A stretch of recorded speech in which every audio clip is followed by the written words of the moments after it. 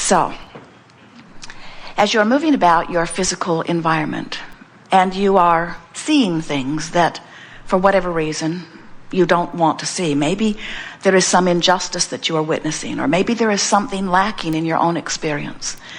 Just by living through that, you automatically launch this request for an improved situation. And Source, who knows you and adores you and is you, immediately turns its undivided attention to that request. Now that is something really worth talking about. We want to say to you, nothing that you want is upstream. Nothing that you want is upstream. Everything that you want is downstream. And that's why, when you understand, the creative process says, ask. Contrast helps you to do that. You can't not ask. Step 2 says, Source will answer what you're asking for. Not your work. Source takes care of that. Step 3 says, I must be a vibrational match to what I'm asking for. So that's where your magnificent emotional guidance system comes in. You can tell by the way you feel whether you're upstream or downstream. Oh, we've written volumes and produced hundreds and thousands of recordings and videos to help you to understand about your emotions. And we want you to find the simplicity of the guidance system that you were born with by understanding that when you go with the flow, you can feel that you are. And when you're not going with the flow, you can feel that you're not. It really is that simple. All of you have been practicing the frequencies of your being over a long enough period of time that you have habits of thoughts. That's what a belief is. It's just a pattern of thinking, a pattern of responding, a knee-jerk response. It's the way the world looks through your eyes. It's the way you have learned it from those who have been important to you early on. The other day, Esther said defiantly to Jerry about something that was happening to them, I would never do that to someone. And once she settled down and could hear us again, we said to her, that's not a good rule of thumb. Because you can't stand in their shoes. You don't know who they are. You don't know what they've lived. You don't have their worldview. You are not their inner being. You don't know what their intentions were coming in. You don't know how life has treated them and what they've put into vibrational escrow. And most of all, what they're doing, even if it's to you, is not any of your business. Did I hear that right? They're doing it to me, but it's not any of my business. And we say, well, the problem with making what someone else does your business is that you have no control over what they do, how they think. But you do have control over what you do and how you think.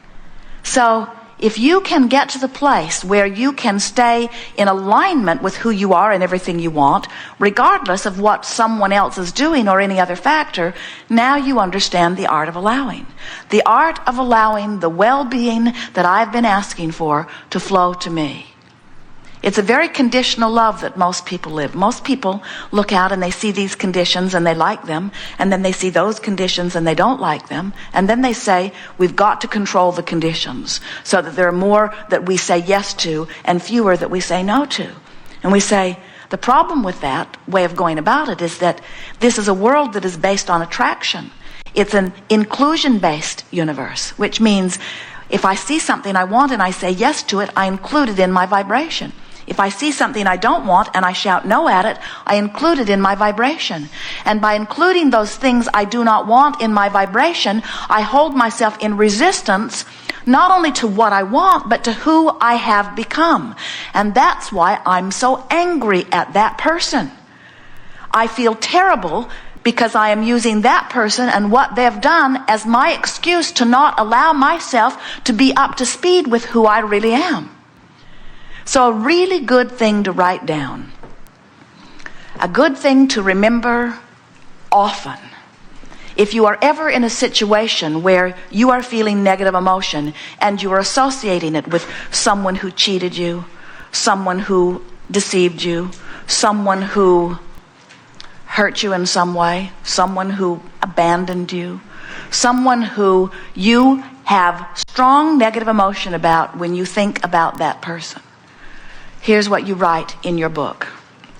Write their name at the top of the page and circle it several times as you feel vengeance welling up within you. And then write, what is it that I'm thinking about you that is keeping me from who I really am?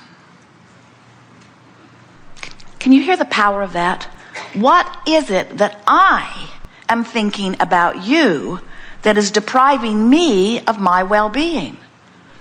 That's taking your power back. When you say, look what you've done to me, stop it. And they say, I don't think I want to stop it. And you say, but you must. You're hurting my feelings.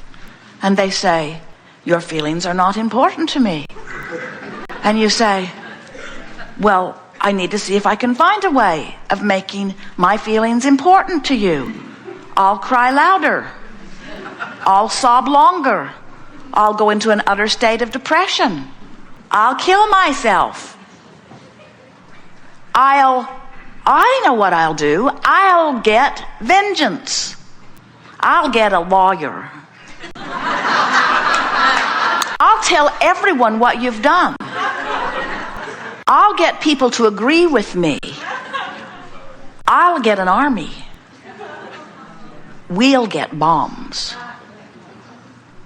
What you finally come around to understanding is that no matter who they are, your power of persuasion is really not your best effort.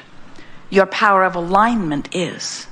Because it is so simple to come into alignment with who you are, and utterly impossible to make someone else do what you think you need them to do. And anyway, even if you can be persuasive enough or influential enough that you can get someone to do what you think you need them to do, now you're sort of in a trap, because now you either have to live a very narrow life because there's just that one compliant friend, or you have to work all day, every day in convincing others to do it your way.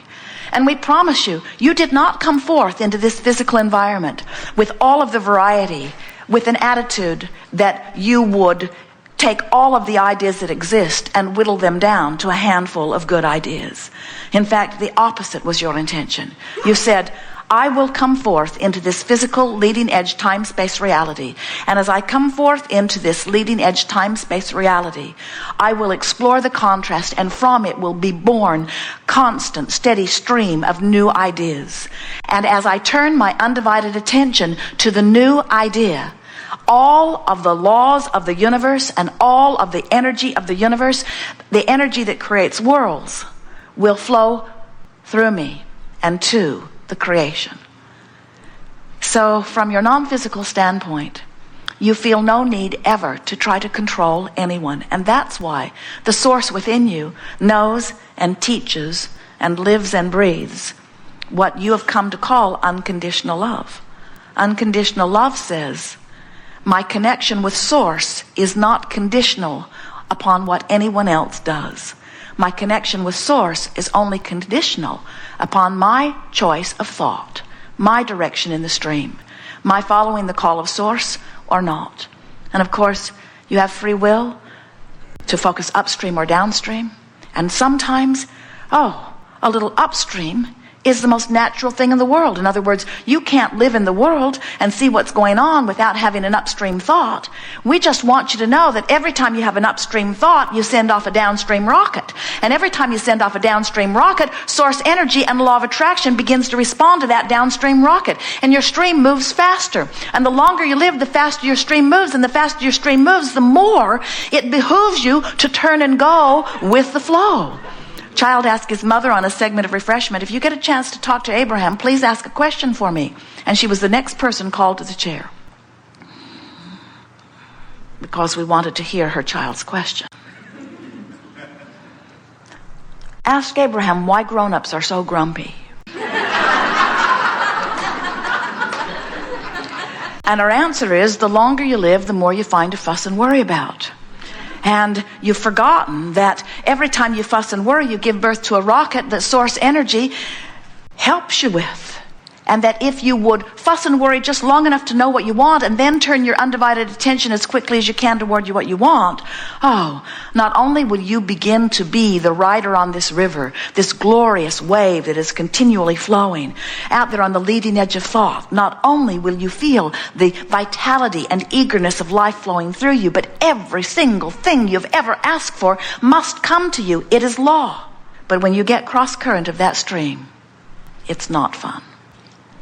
As things were happening politically and around the world, many people began to find satisfaction in the television programs that pushed against the current administration. And for many, it was a downstream thought. In other words, it was fun to make fun. It was like, finally, someone is speaking some of what I'm feeling.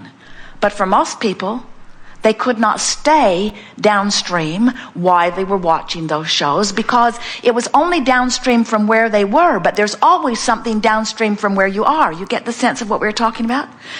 One day, we heard someone chastising someone else about the direction of their stream. Your friends do that to you? That's an upstream thought, you know. So you want to say to them, not for me it wasn't, it was downstream for me. Might be upstream for you, but you aren't in my boat. I'm the only one in my boat. The key to long-term happiness, the key to receiving everything that you're wanting, the key to being the fulfillment of that which you intended as you came forth, the key to being that leading edge being that you were born to be, the key to living life in the way that you said you would when you came forth, the key to keeping up to who you really are, the key to being the physical embodiment of the source energy who is within you, the key to that is a downstream thought. Not the best thought you've ever thought. Just the best feeling thought you can find from where you are. No matter where you are on the emotional scale, no matter where you are, as you put your boat into the river, as you reach for the best feeling thought you can find, that's got to help, yes? And if you keep doing that, before you know, you're really going with the flow. You are hearing the call of Source. So what does the call of Source sound like? Harps and angels, surely? What's the call of Source sounds like? Well, it depends on where you are. If you are in love and appreciation, the call of Source will feel like ripples up your spine. It will feel like goosebumps all over your body. It will feel like elation. It will feel like laughter. It will feel like joyous exaltation. It will feel orgasmic. But if you are over here in despair or in anger or revenge, the call of Source might very well feel like a little less anger or like frustration. You have to listen for it from where you are. And most important, and here's what we've been leading up to with all of this rampaging, you have to utilize your own guidance system and take everybody else and their guidance system and everybody else and their set of rules and lists of things that you should and should not do out of the equation. You have this boat that you're upstream, downstream, mostly downstream, mostly downstream, mostly downstream. We know that because we've seen you croak. Mostly downstream, mostly downstream, mostly downstream, mostly downstream, mostly downstream. The stream is going downstream. The question is, are you going downstream willingly or are you going with a fight? That really is the question. Because your life will be good. You are worthy beings. You were born to live well. Life is supposed to be good for you. That's just the way that it is. Now, you can fuss and fight that if you want to. But that is the way that it is. And so, what do you want to talk about? No order of business here. Whatever you want, we're happy to address. Your vibration has preceded you. We know who you are. We know what you want. And we know which ones of you will be the best ones to deliver the most answers to the most people. And there is not one question that is present in this room that we will not address fully. But how close you are to the vibrational proximity of the answer will determine whether you hear it or not. Good cover, don't you think? Well, we hear it from you. People say, Abraham, I was at the seminar, I got the recording, I listened to the recording, and that answer was not there. And a week later, it was there. How did you get it onto my recording? It was not there at the meeting, and it was not there the first 5 times I listened to it.